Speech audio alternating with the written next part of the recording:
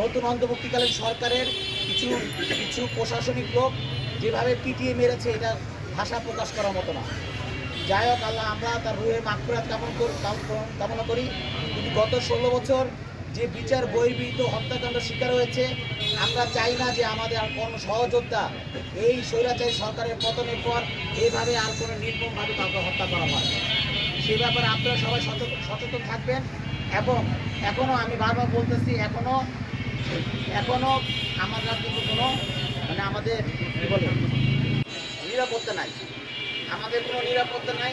চলার পথে যারা নতুন করে আপনাদের সাথে রাজনীতি করতে আসতেছে, তাদের ব্যাপারে আপনারা সচেতন থাকবেন যে তারা কারা, কোনো দোষর কিনা, নতুন কোনো লোক আমাদের ভিতরে ঢুকিয়ে দিয়েছে কিনা। আমাদের নানা ধরনের কনস্পিরেসি এখন দলের ভিতরে চলতেছে।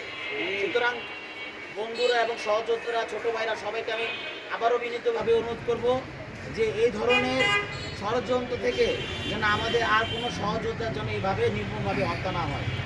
এবং যারা এই ধরনের কাজ করেছে তাদের বিচারের আওতায় অবশ্যই আনা হবে। এবং এখন তাকে ময়নাতদন্ত করা হচ্ছে, ময়নাতদন্তের রিপোর্ট অনুযায়ী তদন্ত করা হবে যে কীভাবে তাকে মারা হলো। ঠিক আছে? এবং আগামীকালকে বাদ আসর বা বাদ মাগরিব ময়নাতদন্ত হওয়ার পর ও জানাজা নামাজ অনুষ্ঠিত হবে। জানাজা নামাজের সময়সূচি আপনাদেরকে জানিয়ে দেওয়া হবে। আপনারা সবাই অংশগ্রহণ করবেন ইনশাআল্লাহ। এবং আসিফের পক্ষ থেকে আমি একটা জিনিস বলবো যে চলার পথে যদি কারো কোনো কারণে ভুলভ্রান্তি হয়ে থাকে, ওকে আপনারা মাফ করে দিন। আমিন। ঠিক আছে? ধন্যবাদ।